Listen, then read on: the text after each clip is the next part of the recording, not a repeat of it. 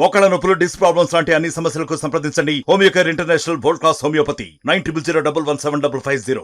ఈరోజు Janasena party MLA అందరూ కూడా ఒక వర్క్షాప్ నిర్వహించారు. అసెంబ్లీ సమావేశాలు ఏ విధంగా నిర్వహించాలి, అసెంబ్లీ సమావేశాలు ఏ విధంగా అంశాల మీద తెలుసుకోవాలి, దానికి సంబంధించి ఒక శిక్షణ తరగతి నిర్వహించారు. ప్రస్తుతం రాజానగరం ఎమ్మెల్యే బత్తూరు బలరామకృష్ణ ఉన్నారు. సార్, ఈరోజు సమావేశంలో నాదన్ మనోహర్ ఏ అంశాల మీద మీకు శిక్షణ ఇచ్చారు?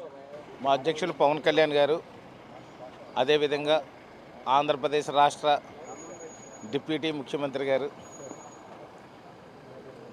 ఈ మీటింగ్లో పాల్గొని మా యొక్క గెలిచినటువంటి 21 మంది ఎమ్మెల్యేలకు ప్రత్యేకంగా అసెంబ్లీలో సెషన్స్ జరుగుతున్నప్పుడు ఏ విధంగా ప్రవర్తించాలి, ఏ విధంగా మర్యాదపూర్వకంగా ఉండాలి, భాష ఏ విధంగా ఉండాలి, దాని భావం ఏ విధంగా ఉండాలి అనే విషయాల మీద వారు పూర్తిగా అవగాహన కల్పించే విధంగా సమావేశం జరిగింది.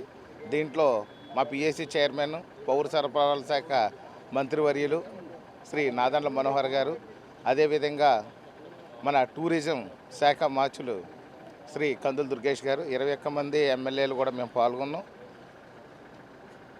అందరికీ ఒకటే చెప్పారు, ఈ యొక్క పొత్తు అనేది ఒక దశాబ్ద కాలం పాటు ఉంటుంది. ఈ పొత్తుని ఎక్కడ కూడా ఇబ్బందులు రాకుండా కాపాడుకోవాల్సిన బాధ్యత మనందరి మీద ఉందని ఒక విషయం చెప్పారు. అదేవిధంగా ఈ యొక్క గతంలో ప్రభుత్వం అనేది అసెంబ్లీ సెషన్స్లో బూతులు తిట్టుకోవడం, తోచుకోవడం, కొట్టుకోవడం, ఇలాగ రకరకాలుగా అరుచుకోవడం జరిగినాయి.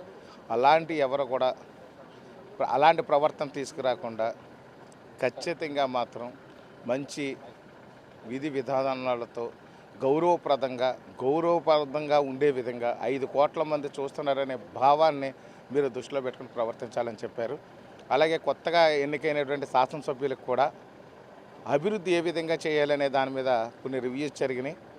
రాష్ట్రంలో ఉన్న ఆర్థిక పరిస్థితి దృష్ట్యా మనం అన్ని పూర్తి స్థాయిలో ఈ గవర్నమెంట్ సెట్ అవ్వడానికి ఒక 2-3 మంత్స్ పడుద్ది. మీరు అన్నిటి మీద రివ్యూలు, సమీక్షలు నిర్వహించి మన అవసరాలు ఏంటి ప్రజలకు గుర్తించండి, ప్రజలకు ఏమేమి అవసరాలు ఉన్నాయి, ఏమేమి ఇబ్బందులు ఉన్నాయో చూడండి. ఇవన్నీ కూడా పూర్తి స్థాయిలో అవగాహన చేసుకున్న తర్వాత చక్కటి పరిపాలన అందిద్దాము. పొత్తు ధర్మాన్ని కాపాడండి. పొత్తులో బీజేపీ, తెలుగుదేశం, జనసేన ముగ్గురు కూడా ఒక ముగ్గురు అన్నదమ్ముల్లాగా ముందుకు వెళ్ళాలనే దాన్ని సూచించారు. అంటే మీ మీద చాలా ఎక్స్పెక్టేషన్స్ ఉన్నాయి. 21 స్థానాలు మిమ్మల్ని ప్రజలు గెలిపించారు. ఆ ఎక్స్పెక్టేషన్స్ని ఏ విధంగా రీచ్ అవ్వబోతున్నారు? పవన్ కళ్యాణ్ ఇంకా ఏం చెప్పారు సార్? ఖచ్చితంగా ప్రజలు ఆశీర్వదించారు. ఇది ప్రజాప్రభుత్వం. నాయకత్వం అనే దానికంటే కూడా ప్రజలు కోరుకున్నటువంటి ప్రభుత్వం కాబట్టి ప్రజలు అర్థం చేసుకుంటారు. ప్రస్తుతం ఉన్న పరిస్థితి అర్థం చేసుకుంటున్నారు. ప్రస్తుత ప్రభుత్వంలో ఉన్న ఆర్థిక పరిస్థితి అర్థం చేసుకుంటున్నారు. మనం దాన్ని చాలా జాగ్రత్తగా తీసుకెళ్ళి ఈ యొక్క ప్రజలకి మంచి సర్వీస్ చేద్దాము. సెంట్రల్ నుంచి కూడా పూర్తి స్థాయిలో సపోర్ట్ ఉంది. ఖచ్చితంగా ఆ సపోర్టు కూడా, అందుకే మనం పదవులు తీసుకోవట్లేదు. అక్కడి నుంచి సెంట్రల్ నుంచి పదవులు తీసుకోకుండా కేవలం పొత్తు మాత్రమే పెట్టుకున్నాము. దానిలో భాగంగా ఆంధ్ర రాష్ట్రానికి కావాల్సిన అవసరాలు మోడీ గారు తీరుస్తారనే నమ్మకం నాకుంది. మనకు ఆ అవకాశం ఉంది కాబట్టి ఆంధ్ర రాష్ట్రాన్ని కన్స్ట్రక్టివ్గా తీసుకెళ్దాము. వీళ్ళు వెనక్కి రివర్స్లో తీసుకెళ్లారు కాబట్టి అదంతా ట్రాక్ ఎక్కించడానికి కొంత సమయం పడుద్ది. ఖచ్చితంగా మాత్రం ఈ యొక్క ఆంధ్ర రాష్ట్రాన్ని అభివృద్ధి చేద్దామని చెప్తాను. ఫైనల్ కూడా చెప్పండి, మొన్నదాకా రాజానగరం ఎమ్మెల్యే పనిచేసిన చెక్కపూడి రాజా కూటమి ప్రభుత్వం కావాలనే వైసీపీ ఆఫీసును టార్గెట్ చేసి కూల్చేస్తుంది, అవినీతి జరగకుండా కార్యాలయాన్ని నిర్మాణం చేసుకుంటే కావాలని కూల్చేస్తున్న కామెంట్ చేశారు. రాజమండ్రి నగరంలో ఎకరం భూమి R&B గెస్ట్ హౌస్ ఆనుకొని ఉన్నటువంటి ఎకరం భూమి అద్దె 1000 రూపాయలు ఏంటండి?